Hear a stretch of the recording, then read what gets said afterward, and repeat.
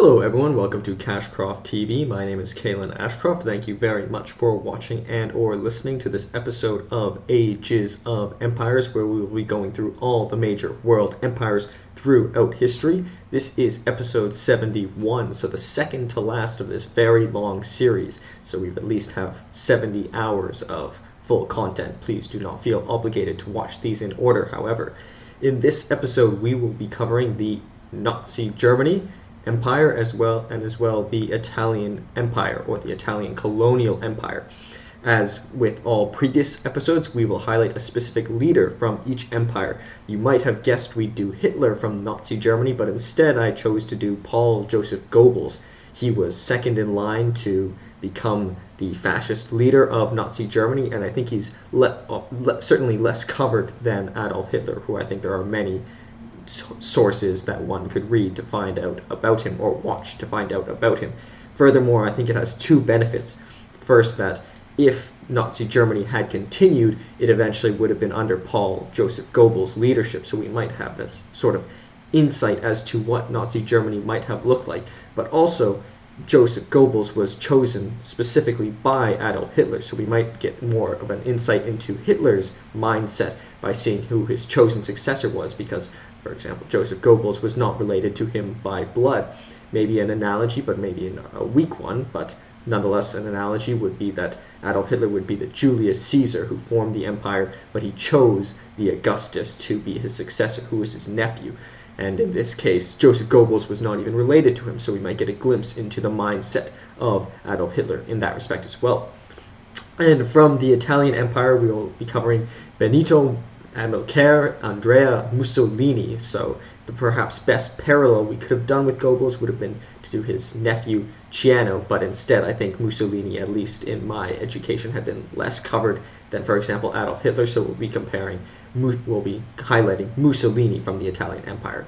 And at the end, in the style of Plutarch's Parallel Lives, we will have a comparison between the two leaders, that being Paul Joseph Goebbels and Benito Amilcare Andrea Mussolini, to hopefully learn a bit more about them through their differences, but also a bit more about their respective empires.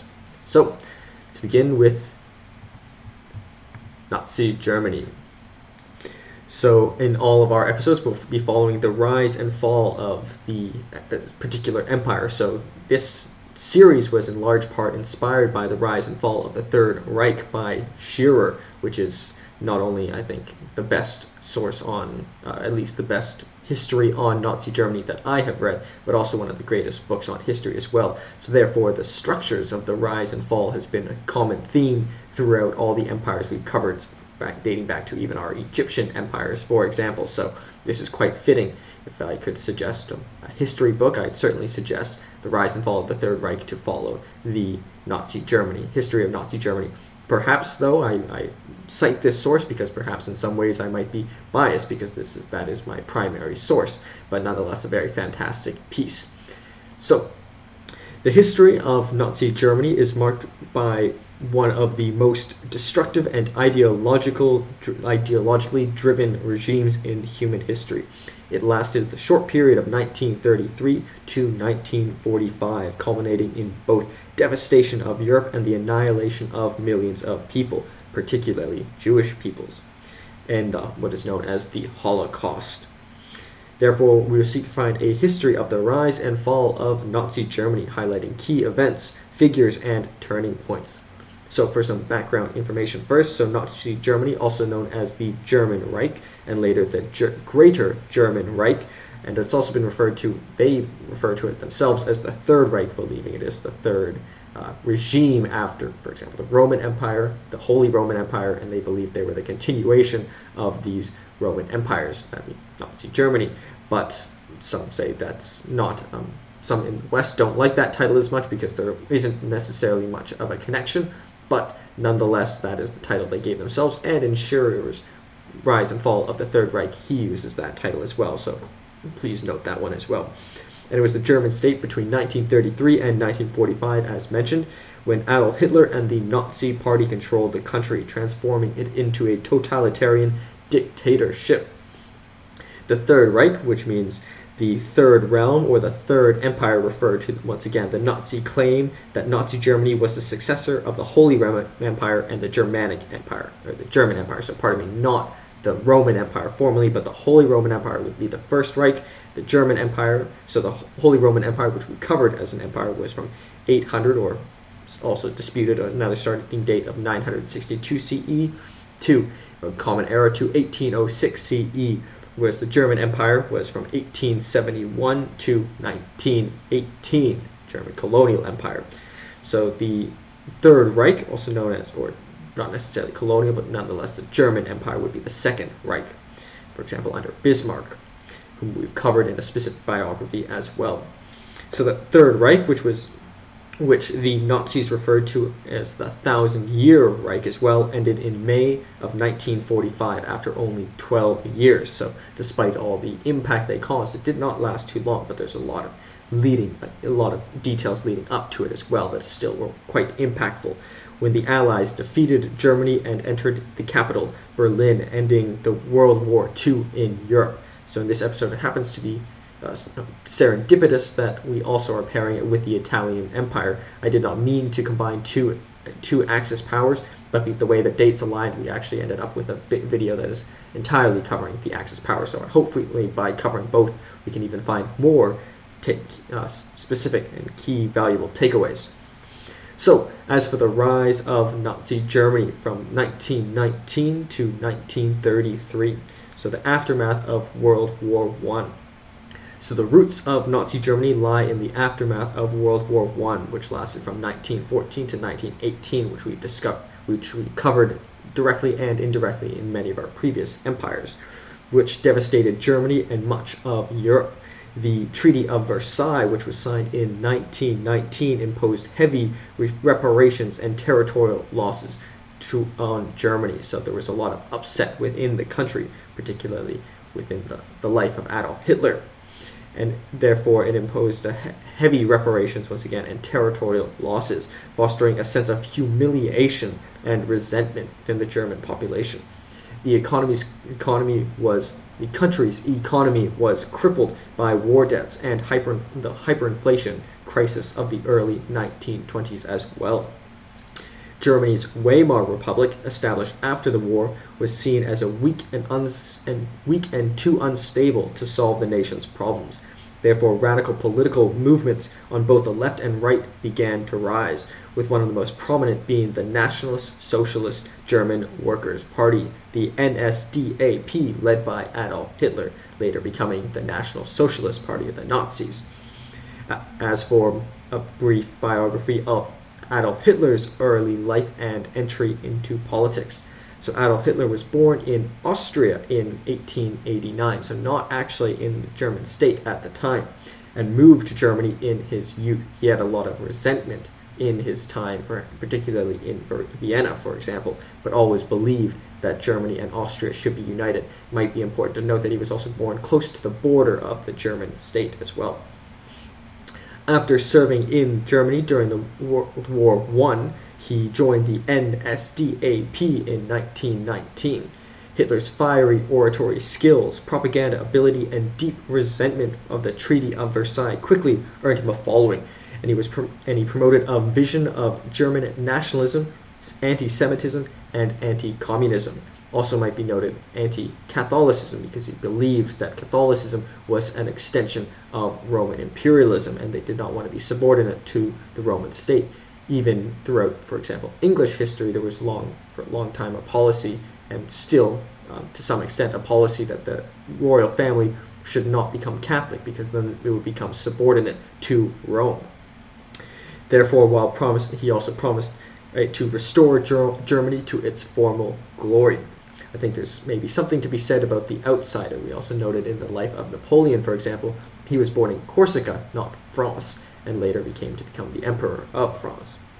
In 1923, Hitler attempted to overthrow the Weimar government in the Beer Hall Putsch, which was sort of they staged essentially a coup, or they took control by military force in Munich, or at least from out of a beer hall as well.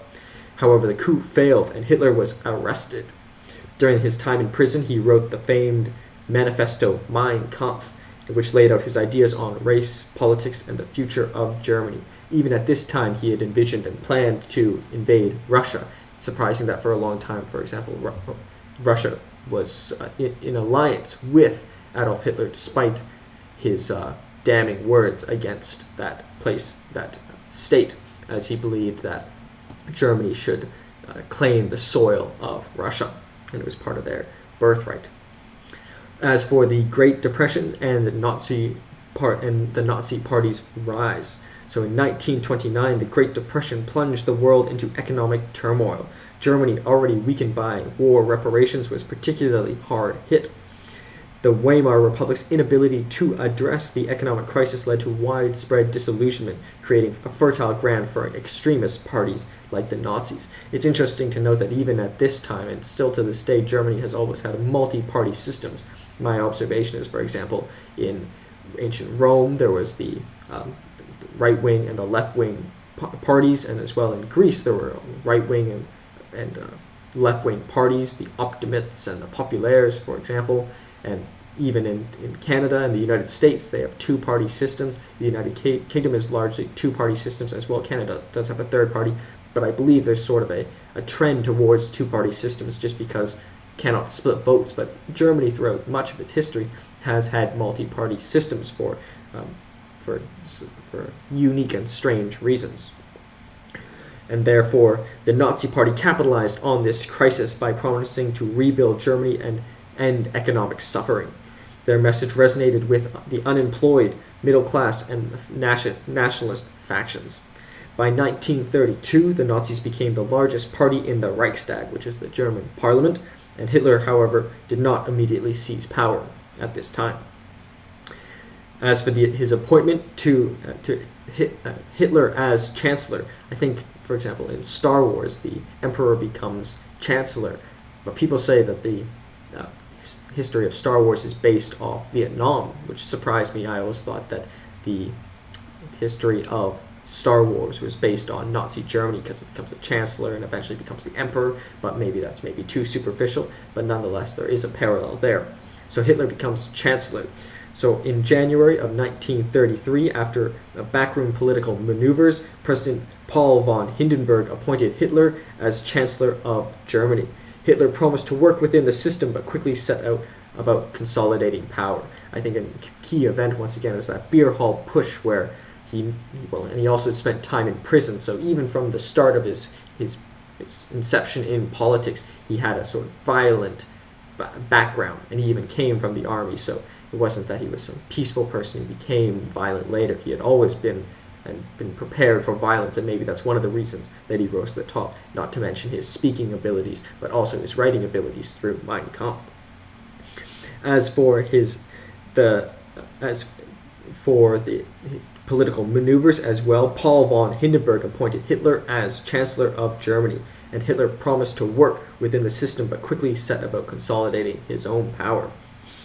So for the consolidation of power period from 1933 to 1934, the Reichstag fire and the Enabling Act. So shortly after Hitler's appointment, there was what's called the Reichstag fire occurred in February of 1933. Some say there was conspiracy, some say it was intentionally caused, in which the Nazis blamed on the communists.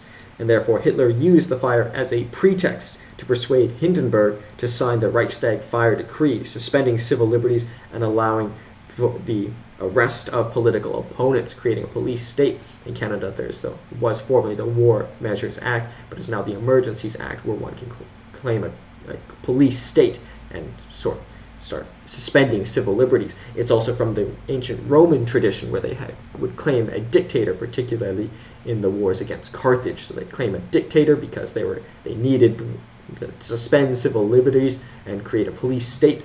And therefore this is similar in that theme, and therefore they had this fire, and perhaps it was even intentionally caused against the communists, and therefore Hitler seized military control and was able to arrest political opponents as well.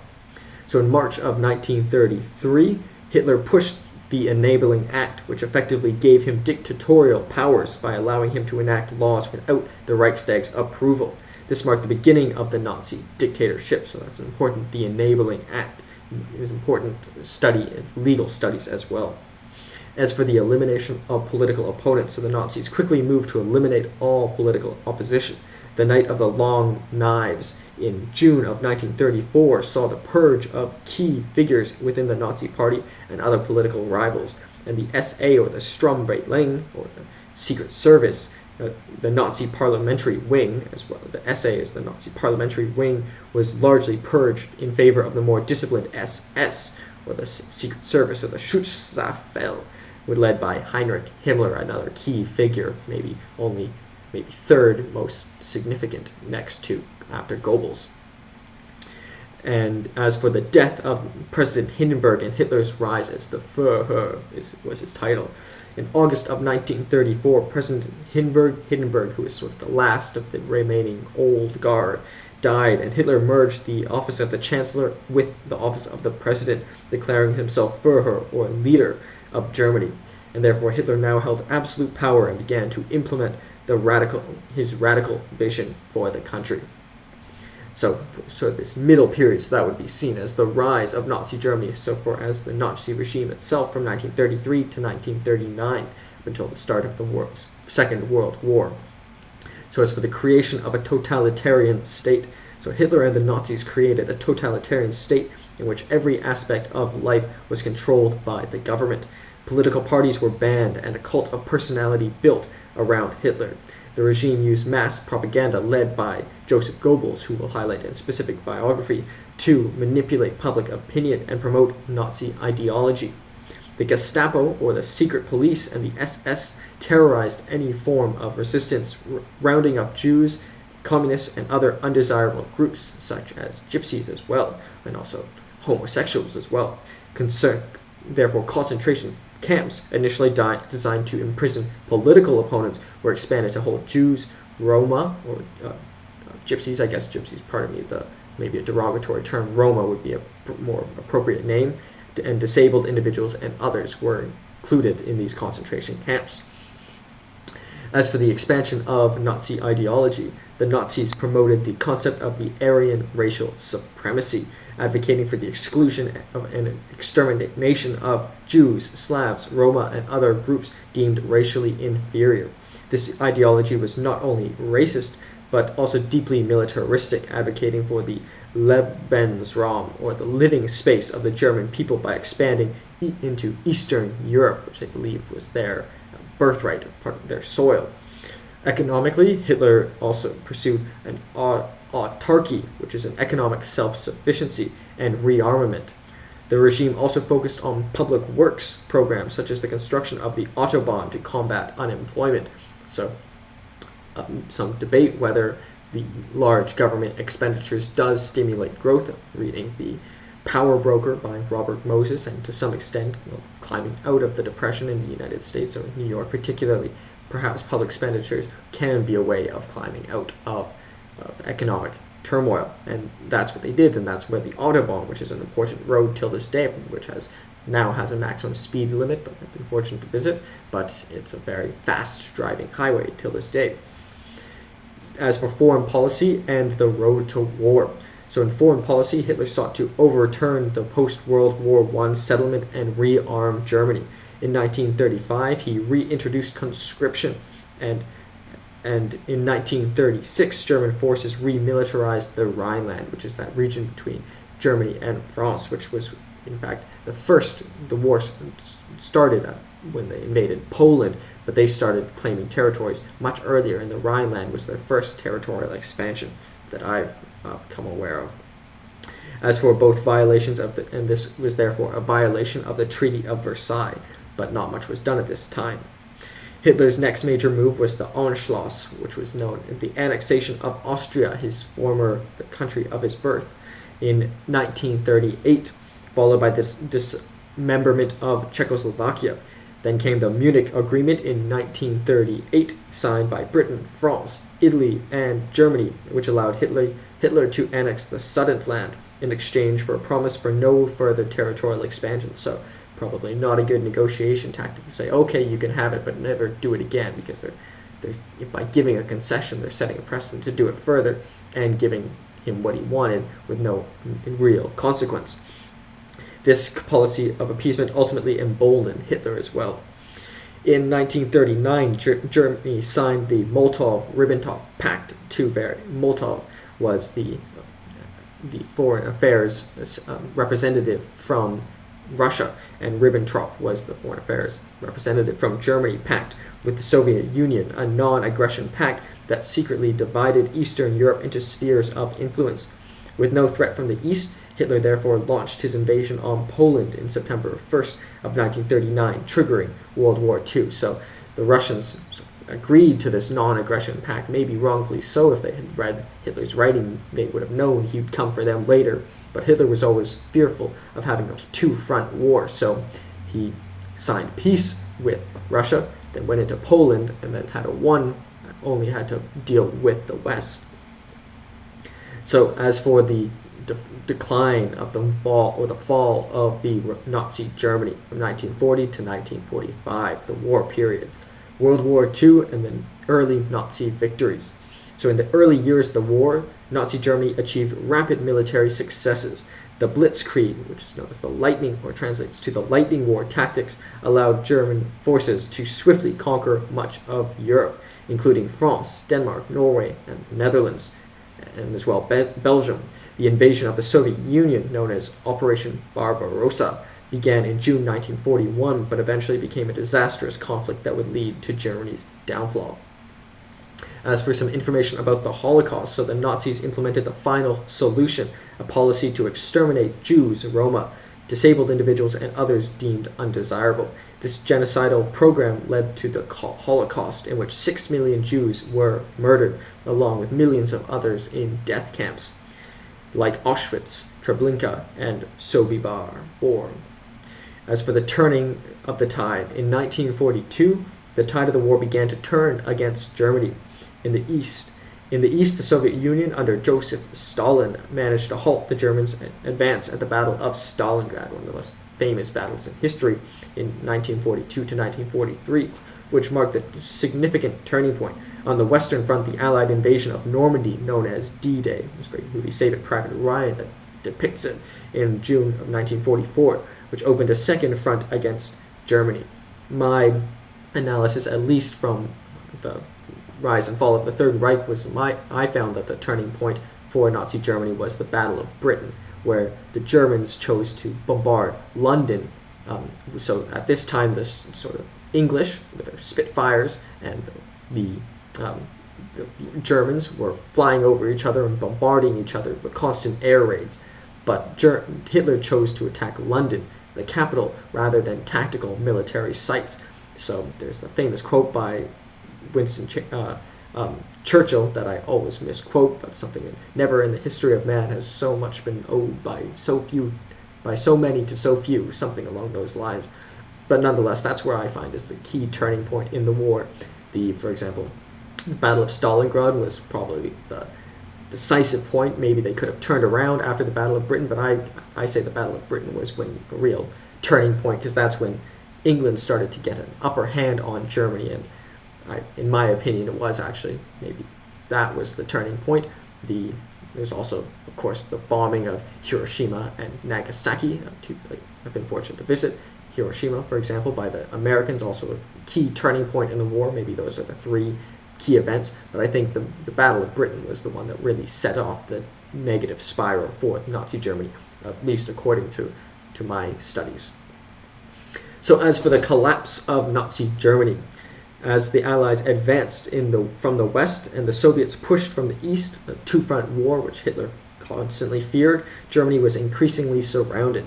In early 1945, Soviet forces reached Berlin, while Allied forces entered western Germany. Hitler, by this point, was living in an underground bunker in Berlin, isolated and mentally deteriorating. On April 30th, 1945, his Soviet forces closed in on Berlin, and Adolf Hitler committed suicide, and his death marked the end of Nazi leadership. Still residual effects, but nonetheless, there was the Nuremberg trial, and many of these people were executed. Capital punishment was exercised at this point, but people debate, is capital punishment justified? At least it was justified in this circumstance. At least they had caused a lot of bloodshed, but debate I leave for other people, but maybe I'd be willing to engage in it, but not here. On May 7, 1945, Germany officially surrendered unconditionally to the Allied forces, marking the end of Nazi rule, and therefore the Nuremberg trials were held afterward to prosecute key Nazi leaders for war crimes and crimes against humanity. I've been fortunate to visit Germany a few times. For example, Berlin, and much of that city has been blown up, unfortunately. It was a beautiful sight, but perhaps they had it coming for what they had done, but nonetheless, it's fascinating. Also, for example, I was recently in the Netherlands driving to Cologne, and I could just imagine those tanks rolling over there, how much time has changed in less than 100 years. So, very significant event in history. So, as for the legacy and aftermath, so the fall of Nazi Germany left a lasting legacy of devastation. It's important, for example, Jordan Peterson notes that maybe their objective wasn't necessarily victory because they started killing off all their prisoners when they could have used their prisoners for their war machine. So maybe the objective of Hitler was more destruction than actual success. But I'll leave that other debate for you as well. And therefore the Second World War had resulted in the deaths of an estimated 70 to 85 million people, and much of Europe left in ruins. The atrocities committed during the Holocaust continued to serve as a chilling reminder of the dangers of the unchecked totalitarianism and the consequences of racial hatred and ideology. Germany was divided into East and West Germany by the Berlin Wall, with the Soviet Union controlling the East and the United States, Britain, France controlling the West. The Nazi regime's impact shaped global politics for the remainder of the 20th century, contributing to the onset of the Cold War and influencing modern discussions on human rights, genocide, and international justice.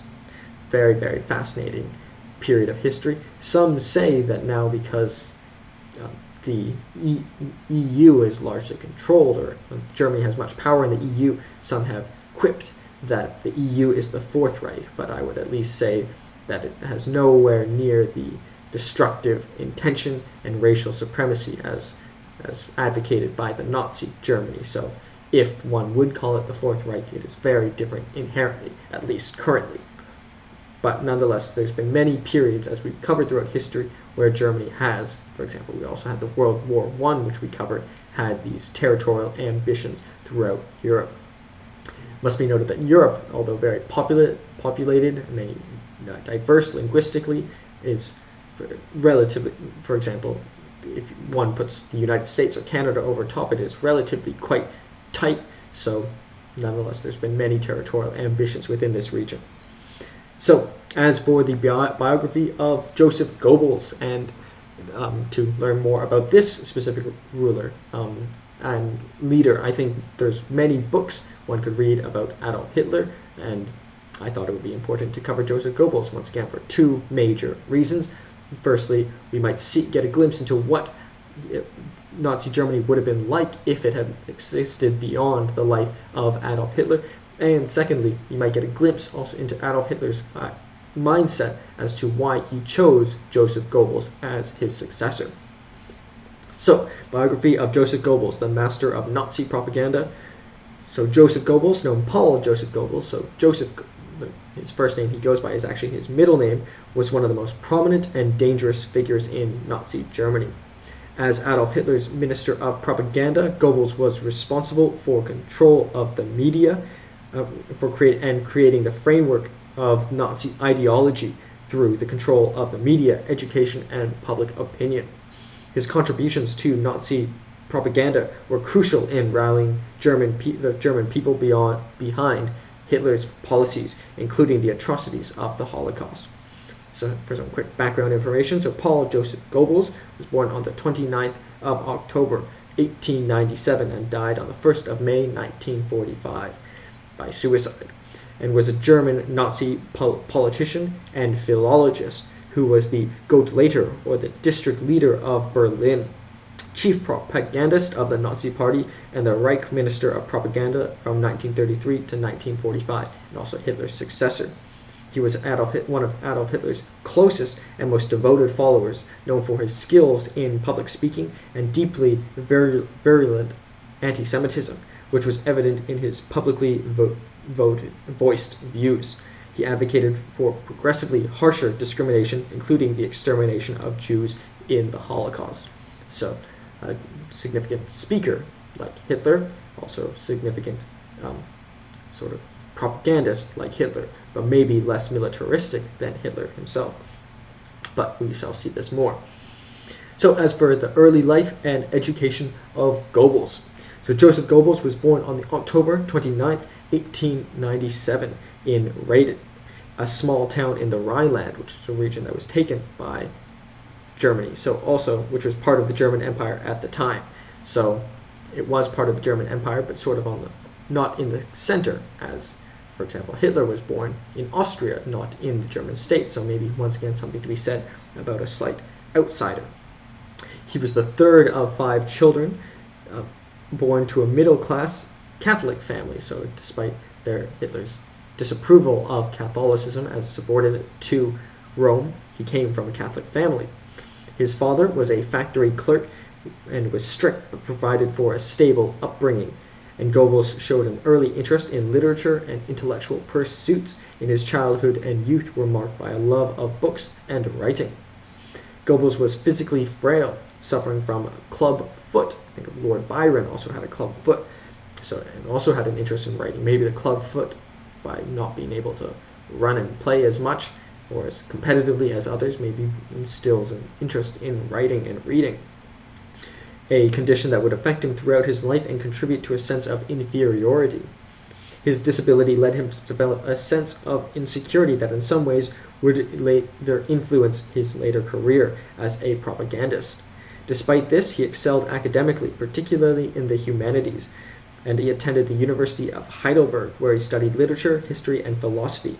He dreamed of being an author, and that's where his academic pursuits went.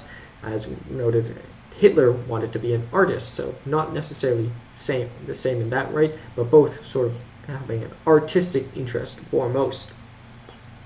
He earned a PhD in 1921 with a dissertation on the work of the German Romantic playwright Heinrich von Gagern. During this time, Goebbels became increasingly influenced by nationalist and anti-Semitic ideas, a reflection of his growing disillusionment with the political landscape of the post-World I Germany. As for his involvement with the Nazi Party, after earning his doctorate, Goebbels initially struggled to find stable work. So, although not rejected from writing school, as Hitler, for example, was rejected from artistic school, he also struggled with his career, as Hitler, for example, spent many days struggling in Vienna. So Goebbels struggled finding work, but he eventually turned to writing and journalism. He became more involved in far-right politics and joined the National Socialist German Workers' Party, the NSDAP, also known as the Nazi Party, in 1924. Goebbels' entry into the Nazi Party was propelled by his hatred of the Weimar Republic and his desire to see Germany's restoration to power. He was drawn by Adolf Hitler's vision and charismatic leadership and became an ardent supporter of Nazi causes. In 1926, Goebbels was appointed as head of the Nazi Party's Berlin branch, which would become the capital, where he gained recognition for his aggressive and highly effective use of propaganda to attract support for Hitler's movement. By the 1920s, Goebbels had gained a reputation as one of the most talented and ruthless propagandists in the Nazi Party, and he was highly skilled orator like his mentor, Adolf Hitler, and his writings and speeches began to attract a significant following.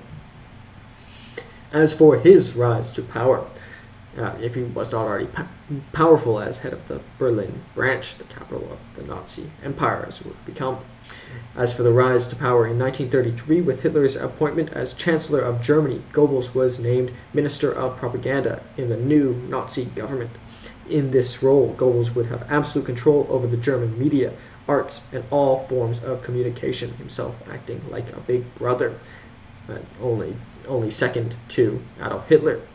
Big Brother, that's a 1984 reference. He understood the power of mass media to shape public opinion and immediately set out to use it to further the aims of the Nazi regime. Goebbels' propaganda efforts were sophisticated and far-reaching. He harnessed the power of radio, film, newspapers, and posters to spread Nazi ideology, portraying Hitler as a savior of the German people and demonizing Jews, communists, and other perceived enemies.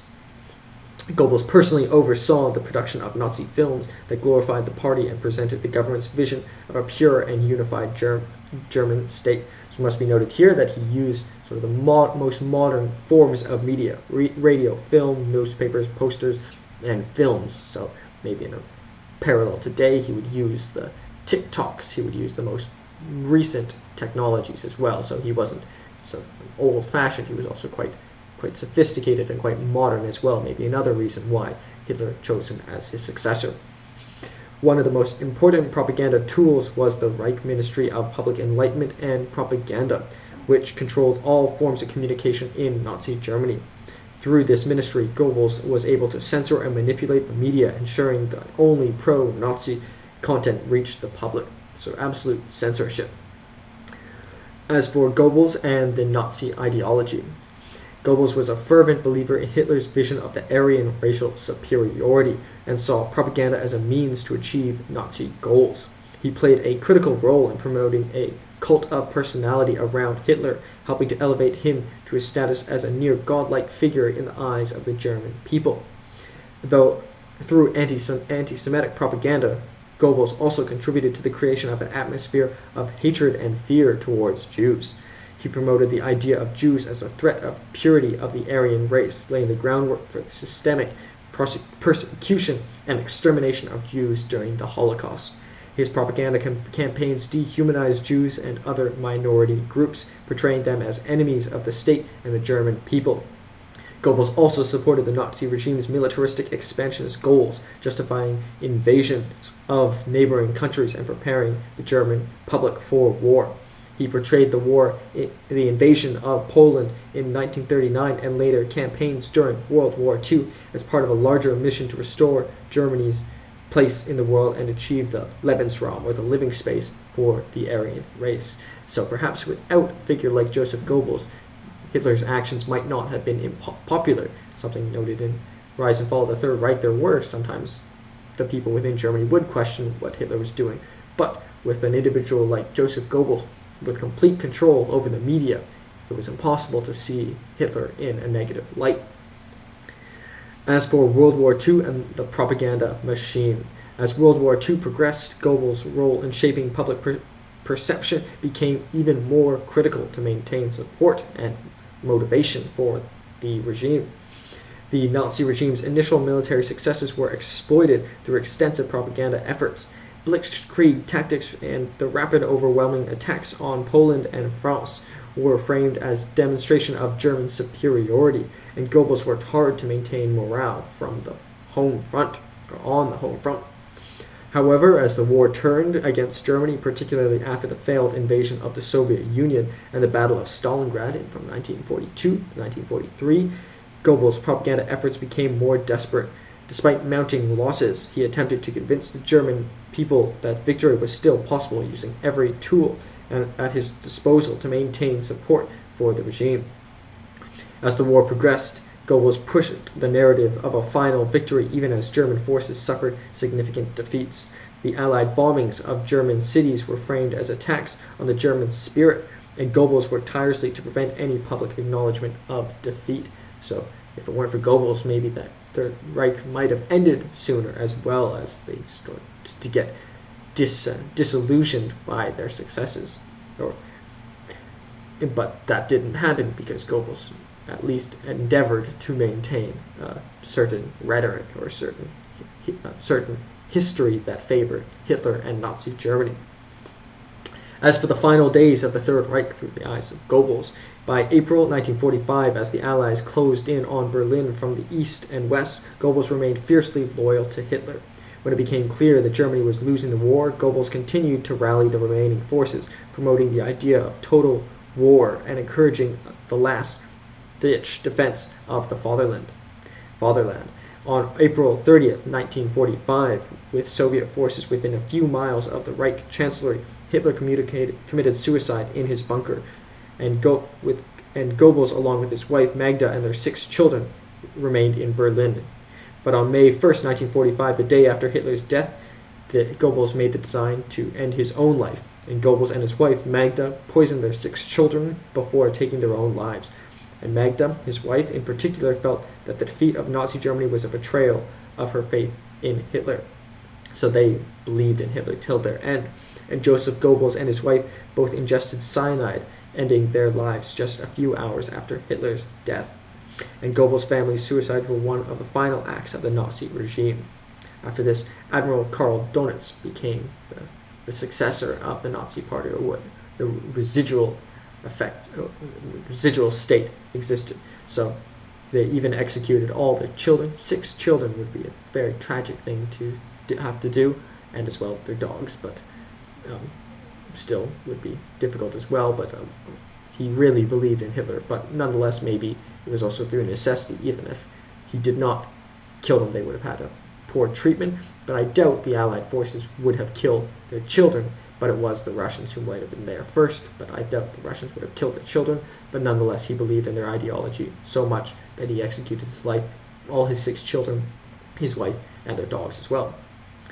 As for the legacy and infamy of Joseph Goebbels remains one of the most infamous figures in history, synonymous with the manipulation of public opinion for totalitarian purposes, up there with Himmler and as one of the most famous Nazis next to Hitler. As the architect of Nazi propaganda, Goebbels played a critical role in shaping the ideology that justified war crimes, genocide, and the atrocities of the Holocaust.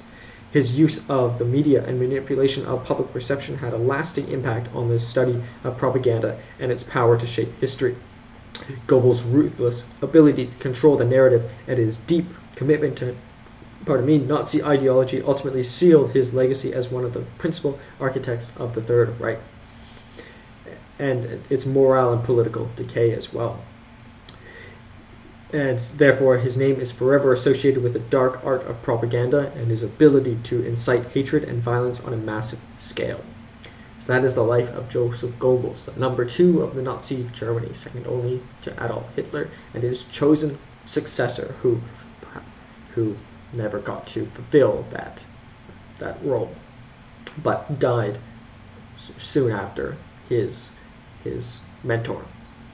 So that is Paul Joseph Goebbels and Nazi Germany. We'll cover the slide here. In the information, we have title Paul Joseph Goebbels and Nazi Germany is the title, also known as the German Reich, later the Greater German Reich, or also self-claimed Third Reich proclaimed. It was a totalitarian dictatorship ruled by Adolf Hitler and the Nazi Party. Significant leader, what he highlighted, was Paul Joseph Goebbels. Empire was Nazi Germany. The period was from 1933 to 1945 CE, Common Era. Modern locations included Germany, Austria, Czech Republic, Poland, Denmark, Norway, Belgium, Netherlands, Luxembourg, France, Serbia, Croatia, Slovenia, Bosnia and Herzegovina, it's the modern country, North Macedonia, Montenegro, Greece, Lithuania, Latvia, Estonia, Russia, Ukraine, Belarus, Romania, Bulgaria, Hungary, Italy, Slovakia, Croatia, Serbia, and Finland. It must be noted they did not necessarily rule the entirety of those regions. Those are all just the modern countries in which they had, to some degree, some control, if not in complete control. Million square kilometers, however, that was, despite this, somewhat small, 0.824. Doesn't make our list of top 10 empires.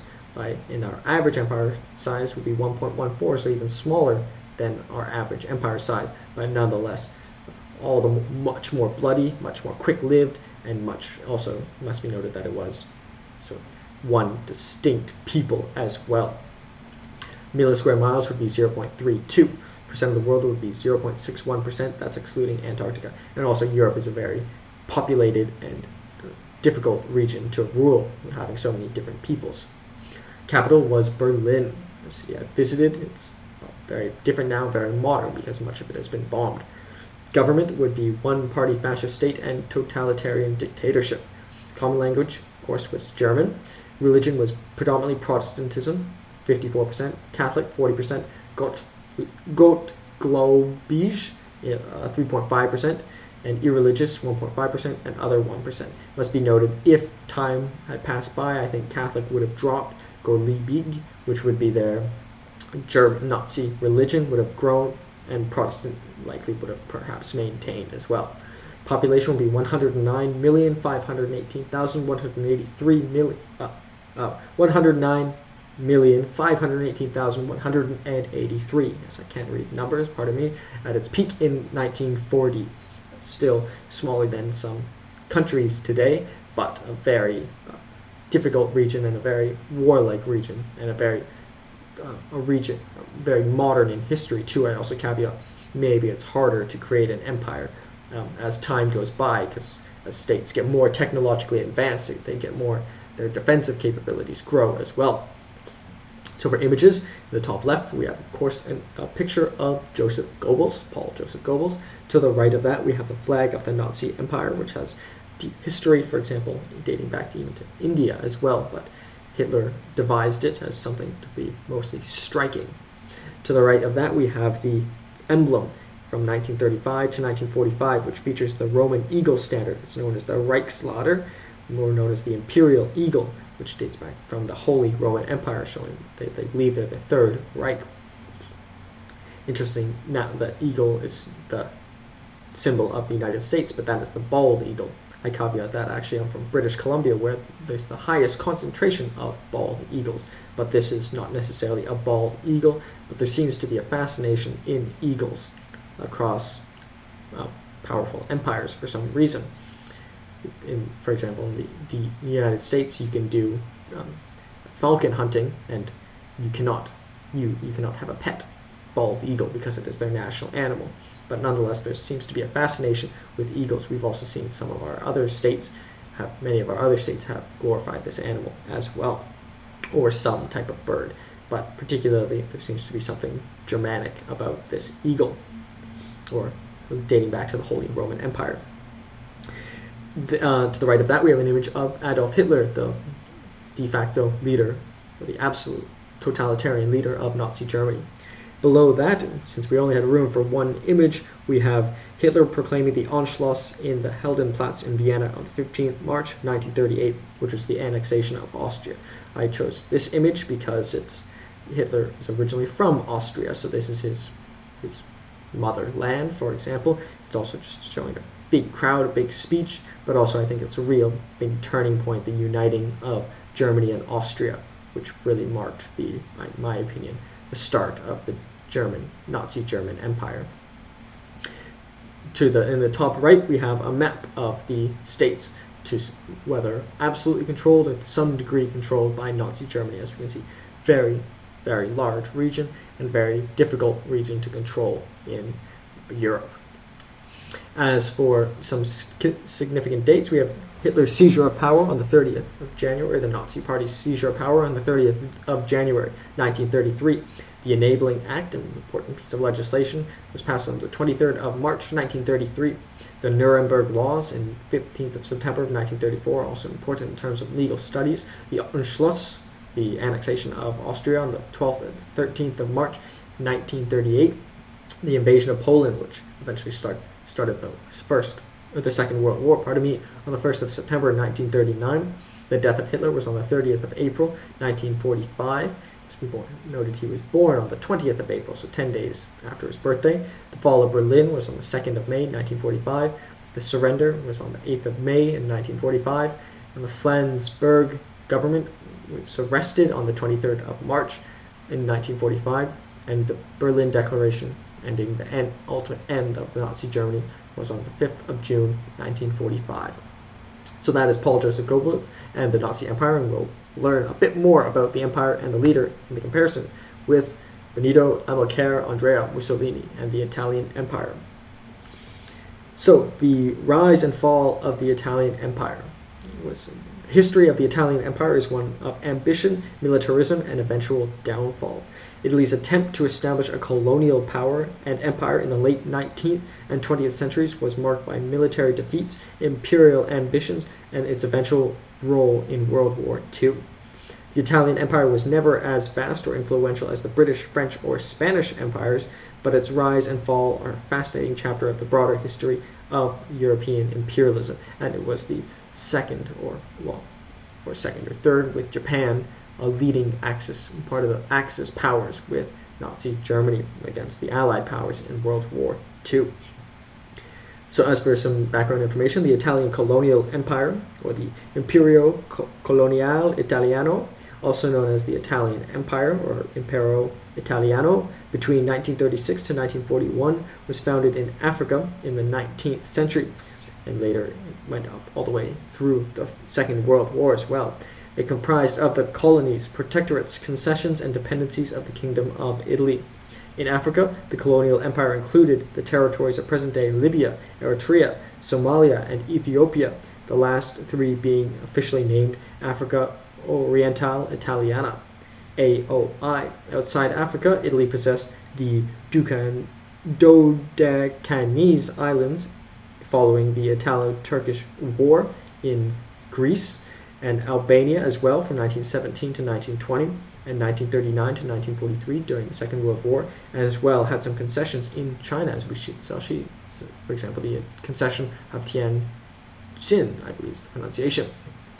As must be noted that unlike the German Empire, or the Nazi Germany, the Italian Empire had made more ambitions outside of Europe, whereas Hitler was sort of more focused on continental Europe itself.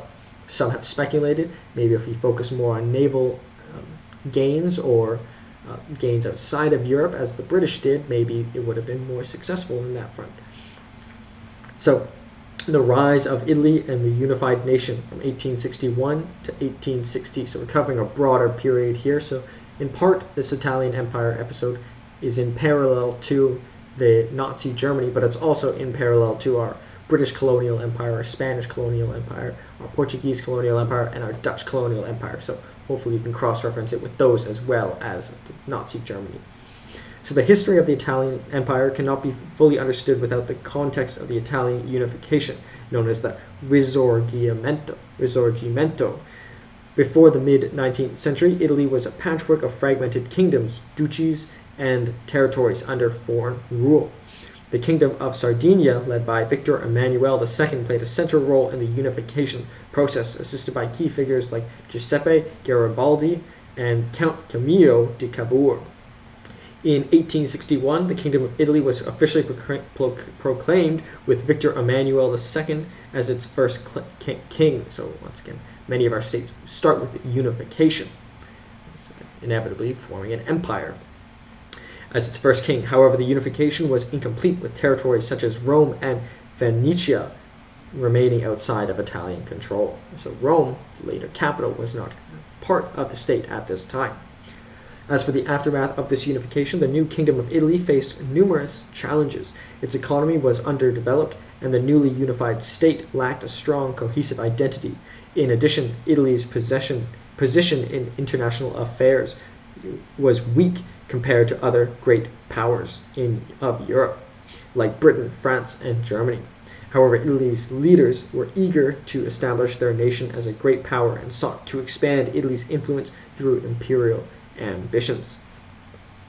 As for Italy's early imperial ambitions and the quest for colonies in the 1880s to 1911, starting with the Scramble of Africa, this great book on it, Empires by Michael Doyle, which covers the Scramble of Africa with the many different actors in that history.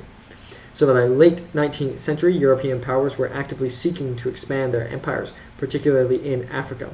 Italy was late to the game in terms of colonial expansion, began to focus its efforts on acquiring territories in Africa.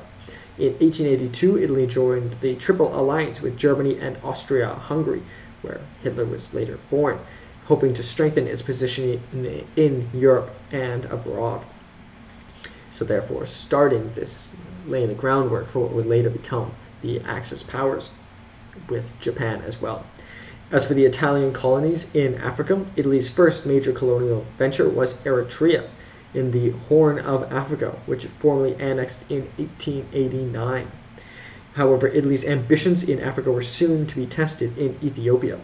In 1895, Italy sought to expand its holdings in Ethiopia, the only African nation that had not been colonized by European power. The first Italo-Ethiopian War from 1895 to 1896 ended in disaster for Italy with a humiliating defeat at the Battle of Adwa in March of 1896. The defeat not only ended Italy's immediate ambitions in Ethiopia, but also embarrassed the Italian military and government.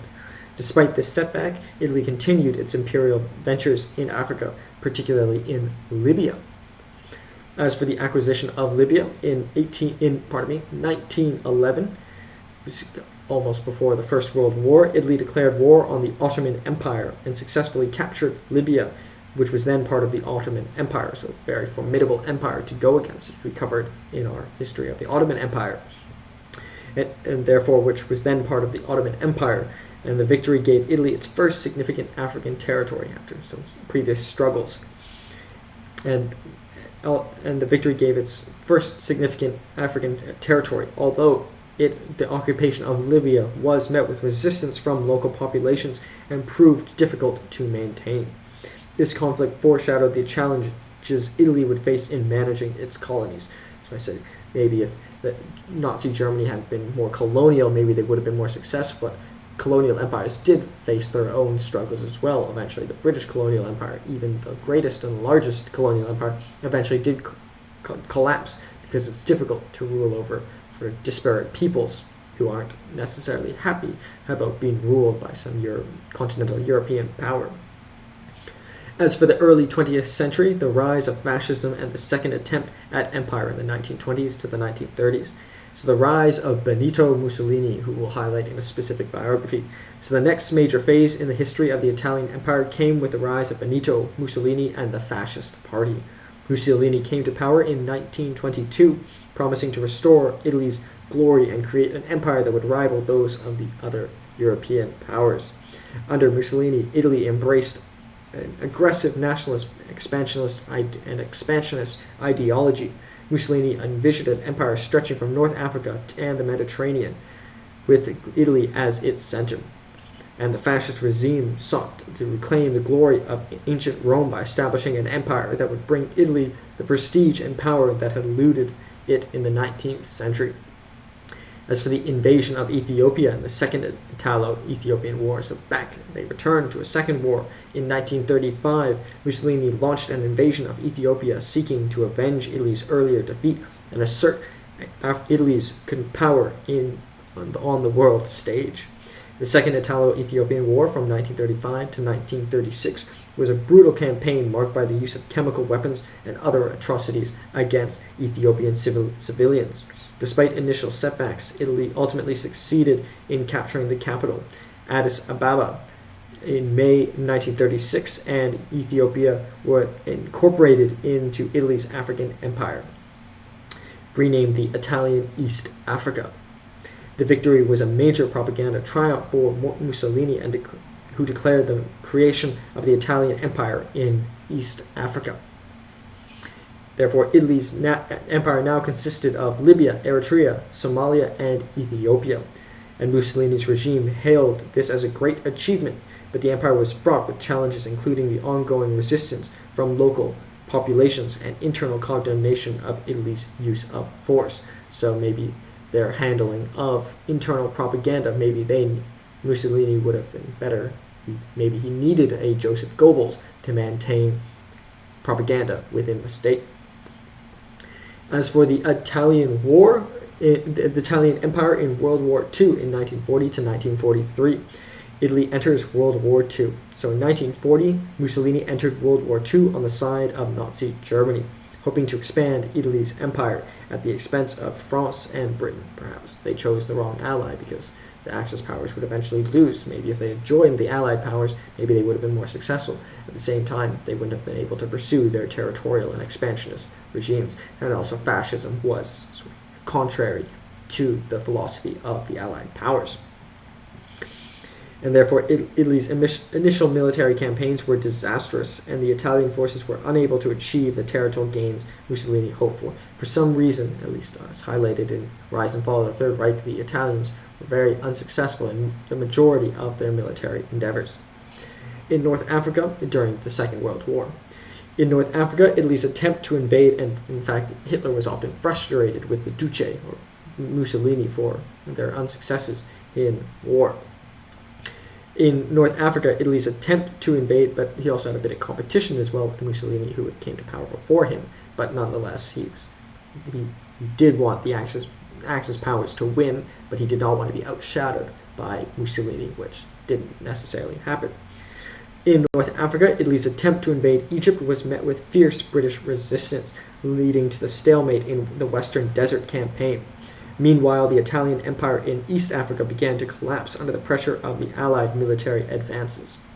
As for the fall of the Italian Empire, the Allied invasion of Sicily in 1943 marked the beginning of the end of Mussolini's regime in the Italian Empire. The Italian military and government were now stretched thin, and Mussolini's popularity dwindled. In July of 1943, Mussolini was overthrown in a coup, and Italy soon began negotiating with an armistice with the Allies. After Italy's surrender, the country was divided into two parts: the Italian Social Republic, which was a puppet state controlled by the Nazis in the north, and the Kingdom of Italy in the south under the Allied occupation. By this point, Italy's imperial possessions were being rapidly lost.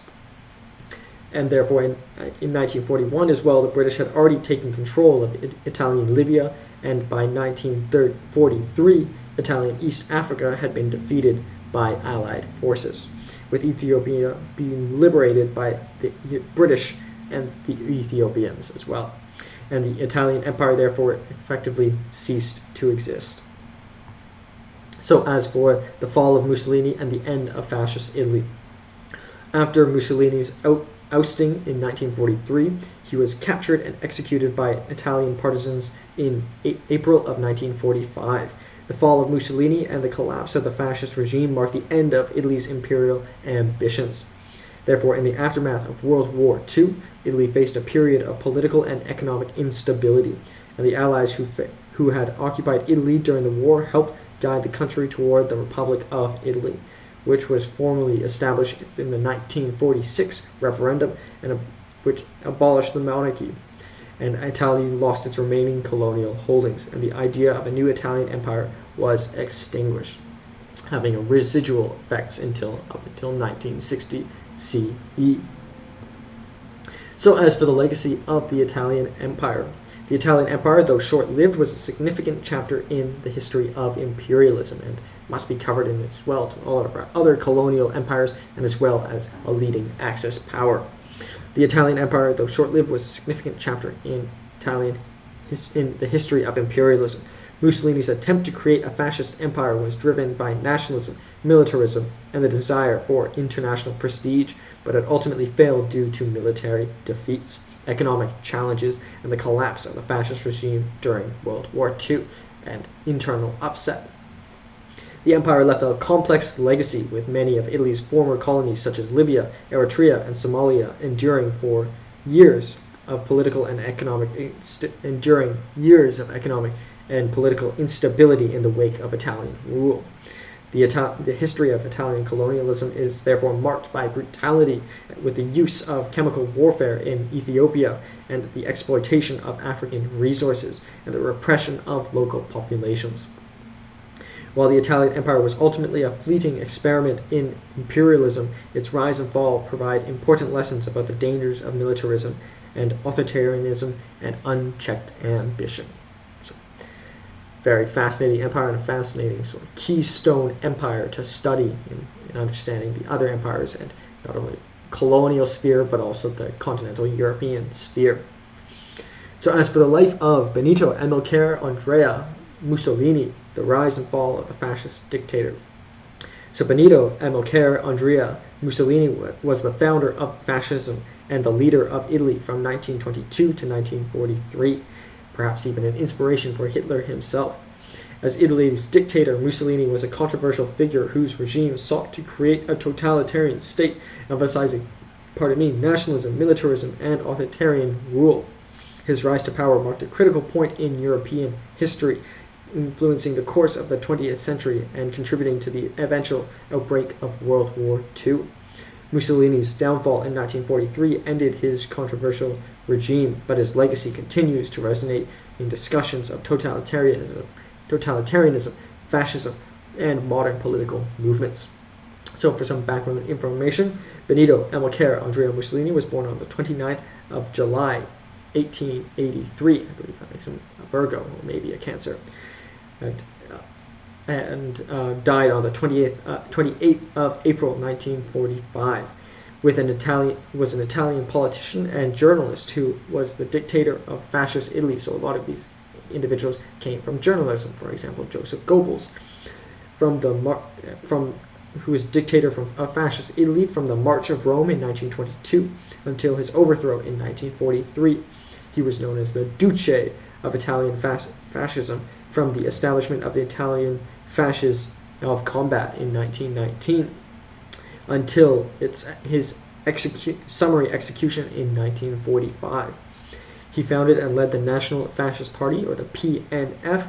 As dictator and founder of fascism, Mussolini inspired the international spread of fascist movements throughout the interwar period, so perhaps even inspiring Adolf Hitler himself. So as for the early life and education, an area of people's lives I particularly find fascinating because I think it has sort of a butterfly effect throughout their life. From 1883 to 1902, Benito Mussolini was born on July 29th of 1883 in Predapio, pardon me for my pronunciation, a small town in northern Italy. He was the son of Alessandro Mussolini, a socialist blacksmith, and Marina Getty, a schoolteacher. So somewhat middle-class upbringing. Mussolini's father was a radical socialist who greatly influenced his early political ideas. Benito's mother, a devout schoolteacher, had a significant impact on his education, fostering love of reading and a strong sense of self-discipline. So having a mother as a teacher obviously inspired great learning, but also a love for reading in him. Mussolini's early life was marked by academic difficulties despite his mother's efforts. He was known for being a rebellious student and often clashed with authority figures. Maybe because his mother was a teacher, he had a sense of entitlement, is speculation I propose. His behavior was erratic, and he was expelled from several schools for aggressive, unruly nature. However, Mussolini managed to finish his education, and his time at the Teachers Training Institute in Forlì helped form some of his intellectual foundations. So went to teachers' school. After graduation, and began forming some of his ideas, for example, also the socialism coming from his blacksmith father. After graduating, Mussolini briefly worked as a teacher in Switzerland, where he became involved in the socialist politics there, perhaps in the spirit of his father, but also in the spirit of teaching in his mother, joining the Italian Socialist Party, the PSI, during this time as well. And his growing involvement in socialism, along with his increasingly radical views, set the stage for his political career. As for socialist beginnings and political evolution, from 1902 to 1914, during the early 1900s, Mussolini worked as a journalist and editor, writing for socialist newspapers. So once again, a writer as well, like Adolf Hitler was, at least wrote Mein Kampf, but not necessarily a journalist, but sophisticated in writing, one of the key forms of expression. His passion for socialist ideals led him to become an active member in the Italian Socialist Party, or the PSI, where he quickly rose through the ranks due to his charismatic speaking abilities and radical rhetoric. So also a great speaker like Adolf Hitler himself and Joseph Goebbels, as we covered. Mussolini was an outspoken advocate for workers' rights, anti-capitalism, and the overthrow of the ruling bourgeoisie. However, his political trajectory began to shift as he became increasingly disillusioned with the traditional socialist movement. In 1914, as World War I approached, Mussolini's views on war began to diverge from those of the Socialist Party. The PSI opposed Italy's involvement in the conflict, but Mussolini was a strong advocate for Italy's participation, believing that war would unify Italy and strengthen the country. So, an external force uniting through a common enemy, as discussed, for example, in the Federalist Papers. His stance of the war led to his expulsion from the Socialist Party. So, expelled from schools and expelled from the Socialist Party as well. So, a history of rejection, perhaps. As for World War I and the birth of fascism in 1914 to 1919, Mussolini's personal experiences during World War I had a profound impact on his political beliefs. He enlisted as an infantryman in the war, so like Hitler, also fighting, history on the battlefield, and his experiences in the trenches deeply shaped his vision of nationalism, militarism, and the need for a strong, unified state. Mussolini was wounded twice in the war, which further solidified his belief in the glory of war and the need for a national rejuvenation. So wounded twice, so Adolf Hitler was also wounded in battle. After the war, Mussolini's views began to shift towards a new political ideology. Italy, despite being on the winning side, felt betrayed as a result of the Treaty of Versailles in 1919, which Mussolini and many others believed did not grant Italy the rewards it deserved from its participation in the war, so it felt shortchanged. And therefore Mussolini saw the post-war chaos in Italy, the political instability, economic turmoil, and social unrest as an opportunity to create a new authoritarian order. Therefore, in 1919, Mussolini founded the Fasci Italiani di Combattimento, Italian Combat League, a nationalist and revolutionary movement aimed to overthrow the nationalist intellectuals and disgruntled workers, and the movement grew in response to Italy's post-war crisis. Therefore, Mussolini's rhetoric blended nationalism, militarism, and socialism. So we see nationalism, socialism, Nazism, and militarism as well, but moved away from the left to embrace fascism, an ideology uniquely devised by him, centered on the ideas of totalitarian state, national unity, and the supremacy of the leader, the Duce. Fascism also became common in the Nazi Germany, as we discussed. So the March on Rome and the rise to power, so the equivalent of Adolf Hitler's beer hall push, we might say, in 1920 to 1922, except perhaps, at least for the time, more successful. Mussolini's fascist movement gained traction during the early 1920s. Economic instability, widespread strikes, and the fear of the Bolshevik Revolution in Italy led many conservative elites, military leaders, and industrialists to support Mussolini as a strongman capable of restoring order. So therefore, support also from the elites as well, and fear from the Bolsheviks, the communists, for example. In 1921, Mussolini's fascist party was formally established, and he continued to build his influence. By 1922, Mussolini and his followers launched the March on Rome, a mass demonstration in which thousands of fascists converged on the capital to demand political power. King Victor Emmanuel III, fearing civil war and collapse of the monarchy, appointed Mussolini as Prime Minister of Italy on October 29, 1922. So appointed by force, I think, is taking control. But he did not kill the king. Mussolini's ascent to power was largely bloodless, as the fascists used intimidation, violence, and political maneuvering rather than armed insurrection. Therefore, once in power, Mussolini began consolidating control over Italy's government, turning Italy into a one-party state. He created the Fascist Grand Council, therefore effectively sidelining opposition parties and enacted laws and suppressed political dissent. So a one-party state, as we saw once again with Nazi Germany. But his coup was less bloody, perhaps, than the beer hall push. But the beer hall push in Nazi Germany was a failure in that Hitler went to prison, but allowed him to formulate his ideas, whereas Mussolini's March on Rome gave him power as prime minister. As for dictatorship and the fascist state from 1922 to 1939, once in power, Mussolini moved quickly to transform Italy into a fascist state. The fascist party gained complete control over Italy's government, economy, and military. Mussolini sought to restore Italy's former glory by creating a totalitarian regime that would emphasize national unity, militarism, and state control. As for economic and social policies, Mussolini implemented a series of economic reforms designed to centralize power and stimulate Italy's economy. These included the corporate state, in which businesses were organized into corporations representing different sectors of society. So a corporate state, quite distinct. I see analogies, for example, in Japan, where, for example, Mitsubishi, for example, I believe Shinzo Abe went to Mitsubishi High School and has close ties with the government. Not to say that Japan is a military state, but on the spectrum of corporations and state, it's on that spectrum that this Italian empire manifested more clearly. and these included the corporate state, in which businesses were organized into corporations representing different sectors of society.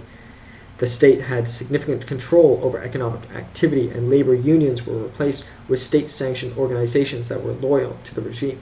But perhaps it could also be seen as opposite sides of the spectrum, because these corporations were really controlled by the government, whereas in Japan maybe the corporations control the government, but who knows, maybe it's vice versa. Just speculating, but these are important topics and ways to analyze states that I think are worthy of consideration. And therefore, the state had significant control over economic activity, and labor unions were replaced by state-sanctioned organizations that were loyal to the regime, replacing these labor organizations. Mussolini's economic policies also included attempts of autarky, economic self-sufficiency, as manifested in Nazi Germany, which focused on expanding Italy's industrial base and reducing reliance on foreign trade, a form of nationalism. As for militarism and expansionism, Mussolini's foreign policy was heavily focused on expanding Italy's territories and restoring the glory of ancient Rome. He invaded Ethiopia in 1934, which led to the creation of the Italian East African Empire. The invasion was marked by brutal tactics, including the use of chemical weapons against Ethiopian civilians, and it earned international condemnation. Nonetheless, Mussolini used the victory to bolster his image as a conqueror and leader of a new Roman Empire. As for his relationship with Hitler and World War II, Mussolini's Italy was initially aligned with Nazi Germany in the 1930s, forming an alliance with Adolf Hitler as the Axis powers. The Rome-Berlin Axis was formalized in 1939, and Mussolini saw himself as the leader of a new fascist order that would rival the democracies and communist states of Europe. Italy entered World War II in 1940, siding with Nazi Germany. However, Italy's military performance was, quite frankly, disastrous. Italy's Italian forces suffered defeats in North Africa and Greece, and the country was soon overwhelmed by the combined might of the Allies, and although Germany was debatably more successful. Therefore, Mussolini's prestige began to crumble, and public disillusionment with the war grew. As for his downfall and death of Mussolini from 1943 to 1945, by 1943, Italy's situation was dire. The Allied invasion of Sicily and relentless pressure of the Allies forced Mussolini's government to collapse. On July 25th of 1943, Mussolini was arrested by King Victor Emmanuel III and imprisoned, so restoring the monarchy. The fascist regime was officially overthrown, and Italy signed an armistice with the Allies. However, Mussolini was rescued by German forces and installed as leader of the Italian Socialist Republic, a puppet state in northern Italy under German control. A fascinating story of rescuing Mussolini during this time and restoring him to power. Sort of like, not exactly similar, but how Napoleon was exiled but came back to power for a brief period. However, Mussolini's return to power was short-lived. As the Allies advanced into Italy, Mussolini attempted to flee to Switzerland, but he was captured by Italian partisans in April of 27, 1945, near the town of Como. The next day, Mussolini and his mistress, Clara Petacci, were executed by a firing squad. Their bodies were publicly displayed in Milan, marking the ignoble end of Mussolini's reign and fascist regime in Italy. So, unlike Hitler, he was executed, whereas Hitler committed suicide. And unlike Napoleon, who was exiled again. As for legacy, Mussolini's legacy remains deeply controversial. On one hand, his regime was responsible for significant repression, the destruction of democratic institutions, and the outbreak of the war. His role in the Holocaust and the atrocities committed in Ethiopia cannot be overlooked as well. On the other hand, some of Mussolini's policies, such as his economic and social reforms, have been praised by some scholars for their emphasis on national unity and modernization. Mussolini's life and rule are a stark reminder of the dangers of totalitarianism and fascism. Fascism is embodied by Mussolini. Fascism, as embodied by Mussolini, would leave an indelible mark on history and continue to shape the political discourse long after his death. So that's the fascinating life of Benito, Amilcare, Andrea Mussolini, perhaps the second major Axis power leader. So Japan was a very significant Axis power leader, which we'll also cover, but maybe less discussed, at least from my education, as Adolf Hitler. So I think that was fascinating history and sort of rounds out, to some extent, our World War II. After we'll also cover the Italian Empire as well, to really finalize our Axis power history. So, as for the content of the slide, so we have Benito, Amilcare, Andrea, Mussolini, and the Italian Empire, also known as the Italian colonial empire. It was the colonies, protectorates, concessions, and dependencies of the Kingdom of Italy, and later fascist state. Significant leader we highlighted was Benito, Amilcare, Andrea, Mussolini. Empire we highlighted was Italian Empire. Period was from 1882 to 1960, when ultimately they ended their imperial ambitions entirely. Modern locations included Italy, Libya, Ethiopia, Somalia, Eritrea, Albania, Greece, France, Malta, and China. Small regions, for example, in Greece, in the islands of Aegean, and the concessions of Tianjin in China. Million square kilometers would be 3.825, which is larger than the Nazi Germany and double our average empire size. So despite some of its lack of success in World War II, it was actually quite large, particularly because of its African territorial holdings. A million square miles would be 1.48%. Of the world would be 2.84%. The capital would be Rome. Government was monarchy and also a fascist government during different periods. Common language was, of course, Italian. Religion was Catholic, so distinct, for example, with our Nazi empire, which was distinctly not Catholic. And the population would be 50 to 60 million in 1940. It's been said that one may disagree or agree that Catholicism is an extension of Roman imperialism because it is based out of Rome. So by extending Catholicism, one strengthens Rome. Maybe in effect true, but not. That's not the intention, but nonetheless, there is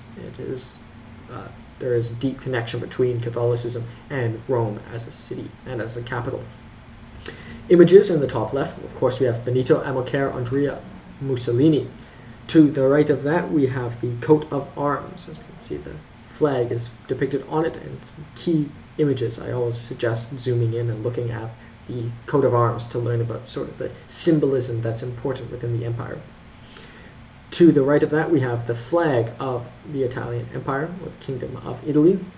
Below that, we have the major kings during this period. From 1869 to 1878 was Victor Emmanuel II. From 1878 to 1900 would be Umberto I. From 1900 to 1946 would be Victor Emmanuel III, whom Mussolini took power from for a period. And in 1946, we have Umberto II. Below that, we have a map, which was the intended territories of the Italian Empire. As you can see, they would take Portugal and, for example, much of the east as well, Greece, as they would have. But I don't doubt Hitler would agree entirely with his eastern ambitions, and maybe not even Portugal as well. But nonetheless, that was what the Italians intended, or at least Mussolini intended. To the right of that, we have the nephew of Mussolini, Ciano, who is an important figure in some ways. I think he's parallel to the Goebbels of Mussolini as their sort of favorite second-hand man. To the right of that, we have quick history. So the purchase of Assam was in 1869, starting the Italian Empire. The Italian Eritrea was formed in 1882. The Eritrea War was in 1887 to 1889. Italian Somalia was in 1889. The Boxer Rebellion, famous rebellion, in 1899 to 1901. The Italo-Turkish War was in 1911 to 1912. The Albanian Protectorate was formed in 1917 to 1920. The pacification of Libya was from 1923 to 1932. The Second Italo-Ethiopian War was from 1935 to 1937. The Albanian Protectorate was formed in 1939 to 1943. The East African Campaign was in 1940 to 1941. The North African Campaign was from 1940 to 1943. And the empire was formally relinquished in 1947. And the Trust Territory of Somaliland was formed from 1950 to 1960, sort of the residual effects of the empire. And in the top right, we have a map of this sort of widely divided Italian empire. Of course, Italy, we have the islands of the Aegean and Greece that they ruled. We have Libya here, Eritrea, and the Horn of Africa, for example. And the Italian concession in China. Uniquely, they had a territory in China as well. So that is fascinating life of Benito, Amilcare, Andrea, Mussolini, and the Italian Empire. Yet at least fascinating in my opinion. And now as for comparison, to learn a bit more about the two leaders, why they were different, and also a bit more about their respective lives. So for the background of Paul Joseph Goebbels and Benito Amilcare, Andrea Mussolini. So for background and rise to power. So from Benito Mussolini, who lived from 1883 to 1945, and Joseph Goebbels, who lived from 1897 to 1945, so died the same year, but Goebbels was slightly younger, 14 years younger actually. So nonetheless, as for their early life, so Mussolini was born in 1883 in Predappio, Italy, to a socialist father and a devout mother. Initially a school teacher, Mussolini's early career was rooted in socialist politics.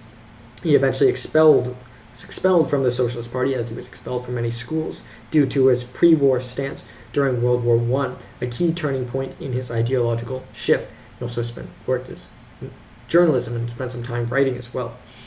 As for Joseph Goebbels' early life, Goebbels was born in 1897 in Reit, in Germany, and he came from a relatively poor family, so both relatively poor, but maybe Mussolini was slightly better off, with a father who was a factory worker. Goebbels studied literature and history, and after serving in World War I, he became increasingly radicalized, eventually aligning himself with Nazi ideology. His background as an intellectual and propagandist made him a key figure in the Nazi Party. So perhaps Goebbels was the better student. He didn't get kicked out, but he wasn't much of it.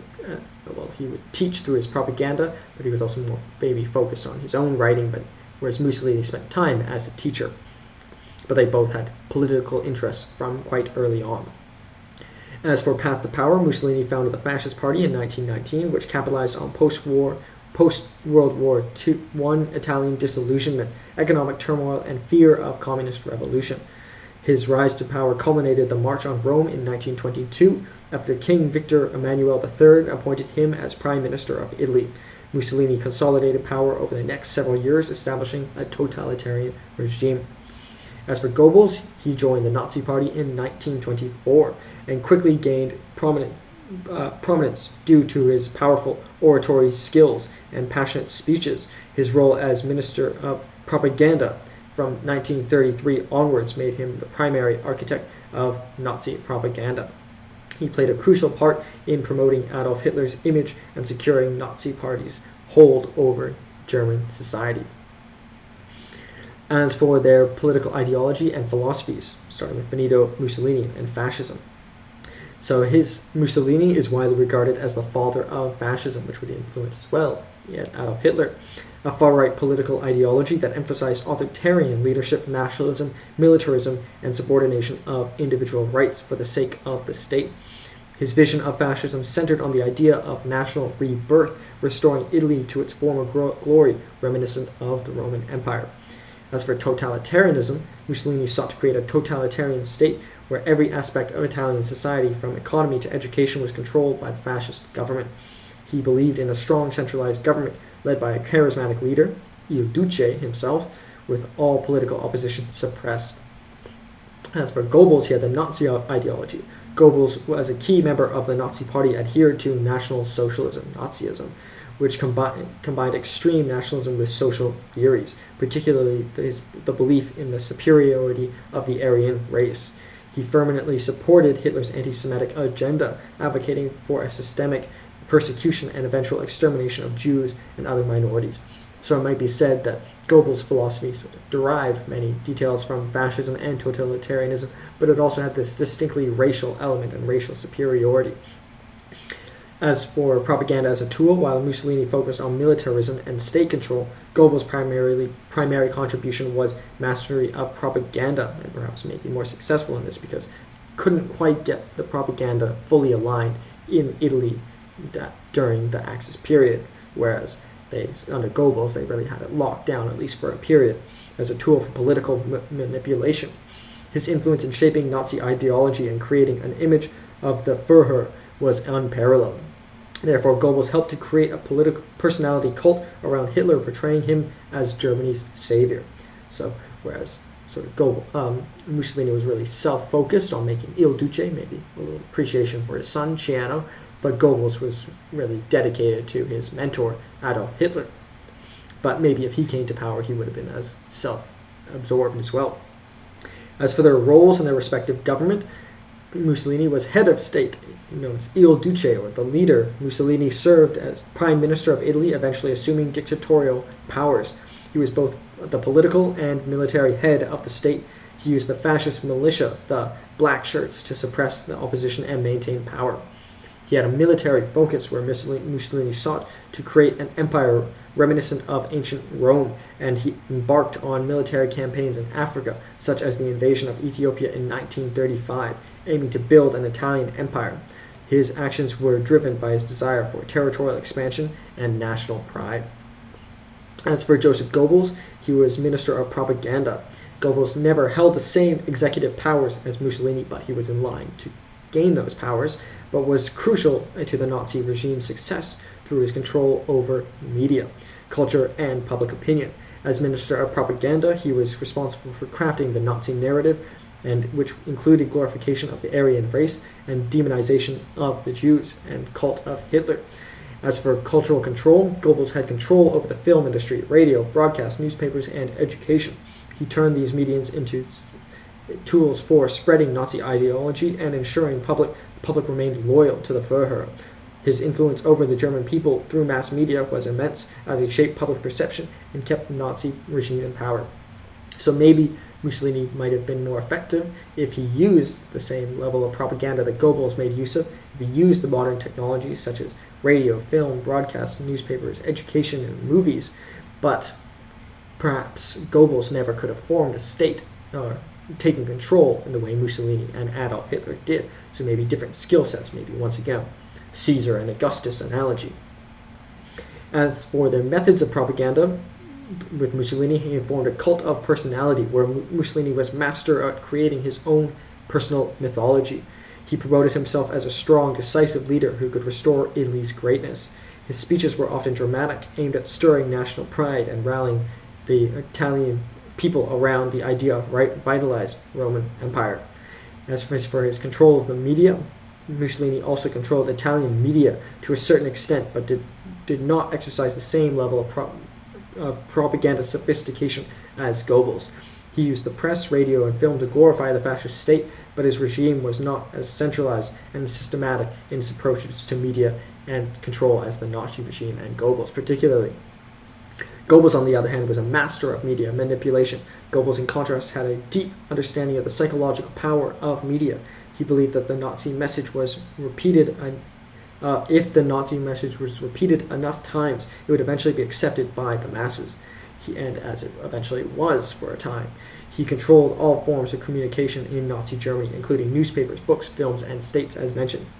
As for the creation of the Hitler myth, so whereas Mussolini had the Mussolini myth, Goebbels had the Hitler myth, in which one of Goebbels' most significant achievements was the creation of the Hitler myth, which portrayed Hitler as Germany's infallible, godlike leader. Goebbels used mass rallies like the Nuremberg rallies and media portrayals to turn Hitler into a central figure of worship. As for their relationship with the leader, with Mussolini as autocratic leadership, Mussolini was the undisputed leader of Italy and regarded himself as the savior of the nation. It must be noted there was still a king, but he had taken power from him, but he did not remove the king necessarily, and the king would eventually come back to power. While he maintained a firm grip on power, his relationship with the king and other factions of the Italian government were at times complex. Mussolini's authority was not always absolute, and his power sometimes challenged by internal opposition. As for his collaboration with Hitler, Mussolini initially sought to distance himself from Hitler's Nazi ideology, but eventually aligned himself with Germany during World War II. He maintained a relationship with Hitler through Mussolini, though Mussolini often felt overshadowed by the Nazi leader, particularly in the late years of the war. In Decline, Rise and Fall of the Third Reich, there are many scenes in which Hitler seems to be just yelling at Mussolini, and Mussolini can hardly ever get a word in. As for Joseph Goebbels, he was a loyal subordinate to Hitler. Unlike Mussolini, Goebbels was never leader in his own right, although second in line. He was intensely loyal to Hitler, seeing him as an embodiment of Germany's future. His devotion to Hitler was so great that even in his final days of When Germany's defeat was imminent, Goebbels remained unwavering in his support for the Führer. As for his influence on Hitler, Goebbels had a significant influence over Hitler's public image, but was always in the shadow of the Nazi leader. But maybe necessary. Maybe he wouldn't have been number 2 if he did not do this. And maybe he did this because he was number 2. His rule was more about amplifying Hitler's message rather than shaping it. Whereas Goebbels' ultimate loyalty was the Nazi cause and cause of Hitler's personality as well. As for their downfall and legacy, Mussolini's rule came to an end in 1943 when Italy's defeat in World War II led to his removal from power. He was arrested by the Italian king, but Hitler's forces rescued him and installed him as leader of the Italian Social Republic, a Nazi puppet state. Ironic because he became against socialism, but socialism is sort of a flexibly used term throughout this period. In 1945, Mussolini was captured and executed, however, by gun squad by Italian partisans, so by his own people, or his own countrymen. As for his legacy, Mussolini's legacy is tainted by his fascist dictatorship, which caused immense suffering and paved the way for the rise of the Nazi Germany.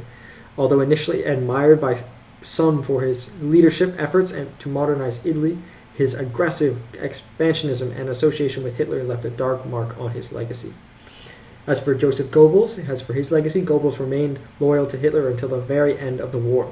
After Hitler's suicide in April of 1945, Goebbels and his wife Magda poisoned their 6 children before committing suicide themselves on May 1st of 1945, as Soviet forces closed in on Berlin. As for his legacy, Goebbels is remembered as one of the most effective and sinister propagandists in history.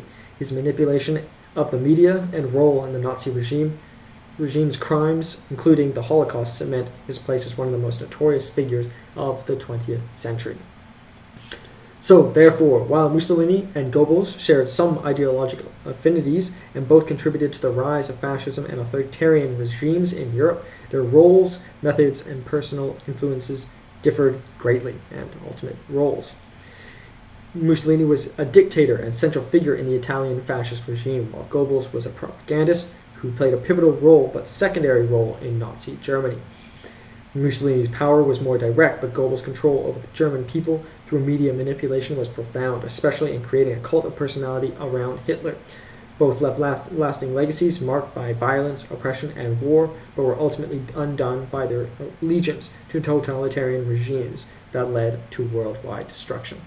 Perhaps maybe if Goebbels had come to power, he might have outshined Mussolini, but he never came to that stage. But unlike Mussolini, maybe he never would have been able to form an empire as Mussolini did. So 2 very different characters, but different leadership styles, as I said, perhaps like a Caesar and an Augustus as well. A state former and one who really shapes the state. Can both talents be united in one person? Perhaps, but at least here we see a more distinct divide. So that is this episode on Nazi Germany and the Italian Empire, and as well the leaders Paul Joseph Goebbels and Benito Amilcare Andrea Mussolini. This is the second to last episode, so this has been quite an adventure. We'll reflect more on this perhaps in the conclusion, but I'm very grateful for your support, and I'd be very grateful if you continue to support this endeavor. Thank you so much.